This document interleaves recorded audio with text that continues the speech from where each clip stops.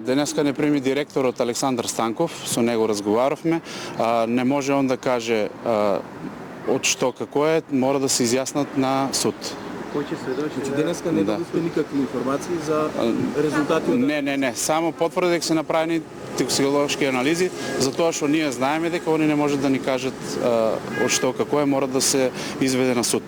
Ние имавме и претходно средба со него, затоа што он сам ни кажува дека тоа влијае на судењето, било што да се изведе, како ние да го дознаеме пред да го даде он на судот.